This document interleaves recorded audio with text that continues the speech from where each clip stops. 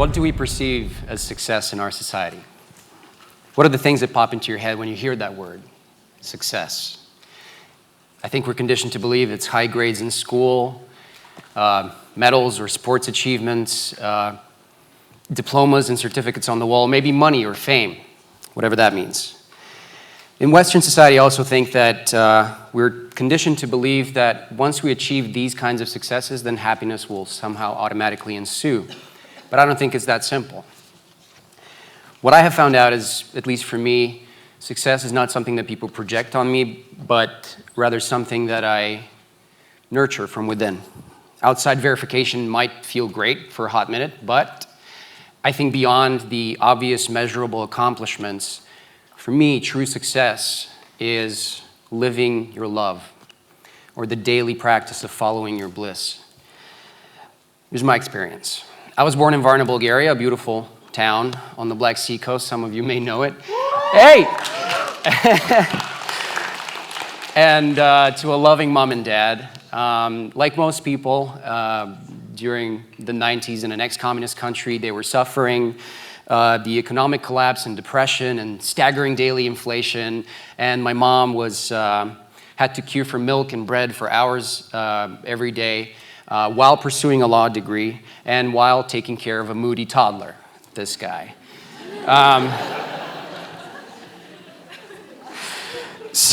While my dad would work as a mechanic, an engineer at ships for 6 months at a time. But when he would come back, he would take English courses, business courses, so that he would one day start his own business and be close to us.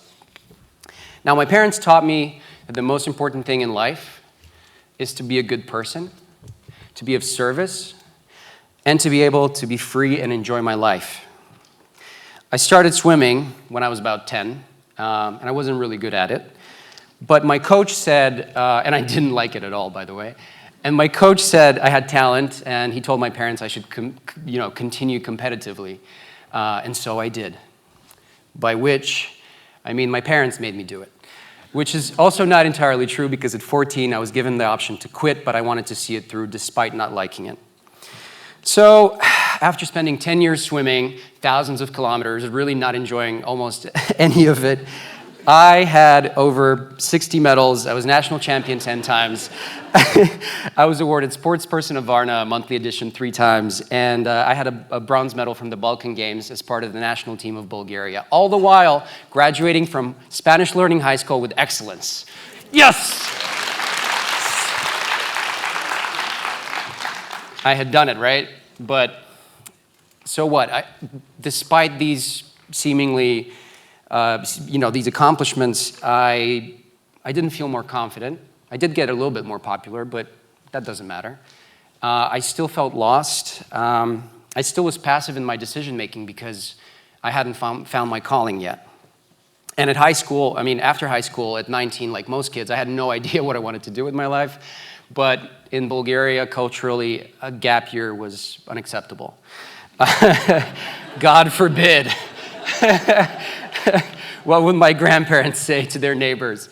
And so, to me, there were 2 options, business and law because of my parents. So I was like, business maybe, because it seems like a lot less work and a lot more money down the line. And that's important to my future success, so they say. I ended up in Tilburg, the Netherlands, which is a small town, studying something I didn't care about. But I continued swimming at PSV Eindhoven, one of the top clubs in Europe, with an eye towards the London Olympics. Now, this was a big crossroad for me. It occurred to me that I can not only choose what I want to do, but also what I don't want to do. So I chose the obvious. I started drinking and partying. I didn't want to sacrifice my best party years for some sport I didn't like. So after a year in, I quit swimming, and I started drinking a lot, partying a lot. I started failing exams because I didn't care. And, I got depressed. I wouldn't leave my room 6 days a week. I would leave for 1 hour to go get some food and play football. I stopped working out. I just stayed in bed and slept for 14, 15 hours a day. And I just ate spaghetti in bed and watched a lot of film and TV. And I almost developed asthma because I wouldn't clean the dust for like 6 months in my room. It was a very, very dark place for me. And But in that darkness, something miraculous happened. I was in my cave of solitude, watching The Dark Knight for the 50th time, when I heard my inner voice whisper something to me. I was like, what's that? And I picked up my phone, and we didn't have selfie cameras back then. This is a while now. So I had to kind of figure it out. And I did the Joker, the "How do you know how I got these scars" monologue by Heath Ledger as the Joker. And then I checked the video, the clip. And I was like, this is pretty cool. And then it hit me. For the first time in my life, never made this realization. Acting is a profession that I could maybe attempt. That's interesting. But wait, no Eastern European that I know of had made it in the West. That was my fear explaining to me why I'm stupid. And I was like, well, I'll just have to be the first one, I suppose. And it wasn't like a cocky thing. I was just like, I don't care. I'm just going to try it. So this is when I found my calling, and I answered the call to adventure like there was no tomorrow. I immediately moved to London.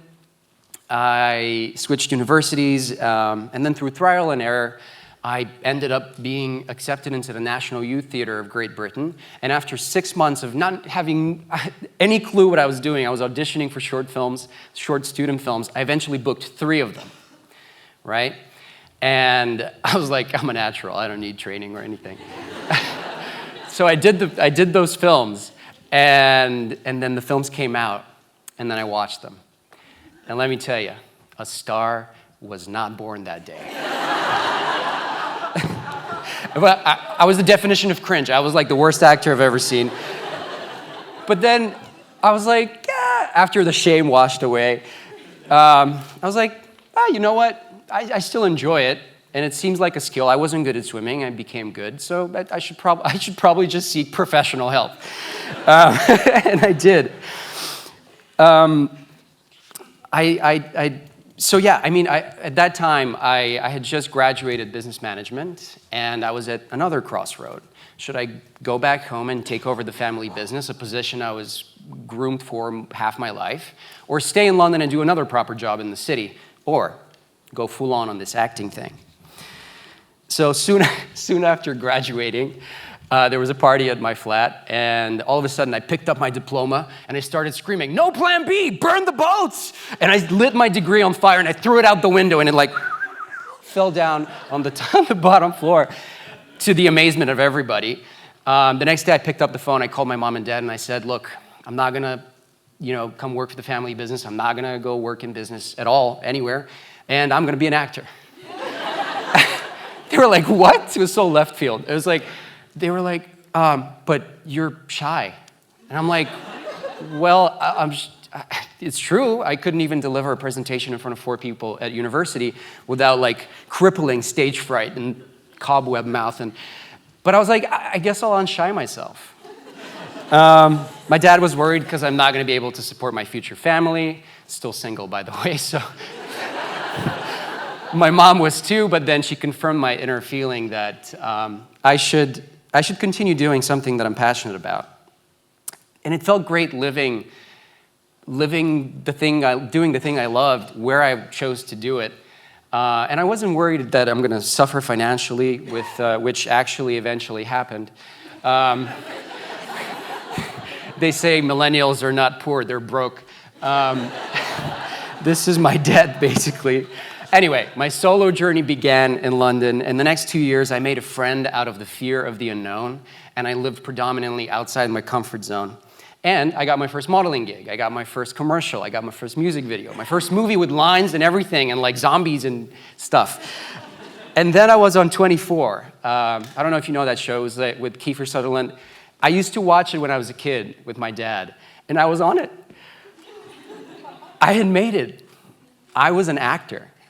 But to achieve my dream to fully break into the industry internationally, to many it seemed silly, to say the least, and impossible. I was told it's impossible to learn an American accent if you're not a native speaker, so on and so forth. Except for the naysayers, though, there were some temptations. that didn't align with my vision. I was offered a lead role in a very good Bulgarian TV series that was going to be great for me, and I searched inside and I said no, because I was going to commit to the international dream, right? And then after that, I didn't work for a year. Soon after, down the line, fate tested me again, and I had a lead role in the biggest Bulgarian TV series. And knowing what happened last time, I still said no, because I felt like I was saying yes to myself and to the possibilities of the unknown and to the arena that I chose. And this time, fate was kind, and my faith was rewarded. I booked what I call a unicorn for an Eastern European actor. The movie Another Mother's Son. So I played the lead character. An Eastern European guy who's not gonna stab you, take your money, huh? This guy sounded a little bit from Italy as well, I don't know. But he was a three-dimensional protagonist in a drama. He's a real actor now, mama. There's the guy.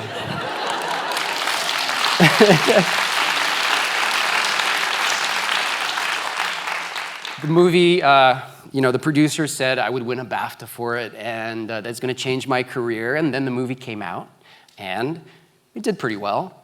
And I had pretty good reviews. I wasn't nominated for a BAFTA. I was longlisted, though, which is still pretty cool. But they were right about one thing. My career did change after that. Because as it happened, I didn't work for 2 years after that movie came out. Fast forward a few more years of awesome, systematic, hard work, personal and artistic development, mental breakdowns, lifestyle and financial sacrifices. I was booking really good TV projects, and I already had like a legit acting career. And then one day, in 2018, when I was in LA and I just signed with a manager, it happened for me. I got verified on Instagram. I got my blue tick, I think the peak sign of success in nowadays civilization, and I do hope you're clocking the sarcasm. Like, it was crazy. People were texting me like, how do I get it? I'll pay you $20,000 if you help me get it. I'm like, no, you're just insane. Go home. And speaking of social media, I just want to expand on that point that recently I was cast in what ended up being one of the top 10 most popular shows on IMDb for 2021, Shadow and Bone. And I'm super proud of it. I worked with great people, beautiful show. And the series became popular on social media, and so the cast followers grew exponentially. Now, the good side of interacting with fans, and as a nerd and as a fantasy fan, I know how much it means to them, so it was great to interact because they really love something that you created. The bad side, it can get very addictive very quickly. I got lost in the love, and I got used to the attention. I started doing it for them, but then I was also doing it for myself. And it was like a drug. Insecurity kicked in, imposter syndrome. I didn't deserve this attention, but I also was like scared to say something wrong and lose it. And I got completely sidetracked from who I am, and afraid for the first time in a long time to express myself the way I always have. So at the height of the social media peak, for the first time in 10 years, I had a positive bank statement. I had achieved visible significance in my career in front of the camera, and behind the scenes, yet I had never felt so lonely, less confident, and really ashamed and guilty for my success. But this kind of success was supposed to make me happy, right? And even more happy, not less happy and like a fraud. And so I reflected and I spoke to friends, and I remembered that success is not something, it's not winning competitions or degrees that you don't care about. It doesn't happen miraculously. It's not like on a social media feed. There's a great quote that says it takes 10 years to become an overnight success. So I reconnected to my entire journey and not just where I had just landed. It's not a blue check mark or your follower count, which is only good for impressing people you wouldn't want to be impressing anyway. It's not an end goal, a particular job, an Oscar, or number in your bank account. We do not do what we do to win awards. We do it because we cannot live without doing it. My personal experience has led me to believe the following. My parents taught me that success is having my own inner moral compass, long-term vision, and courage. No one else can tell me if I'm good or bad.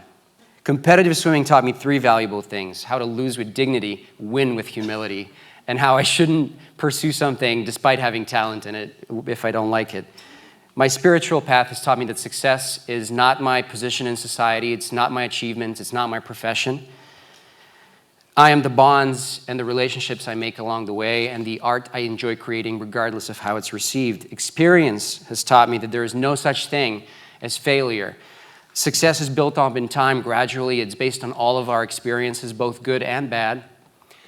And in fact, I've learned a lot more from my so-called failures than I have from any apparent win.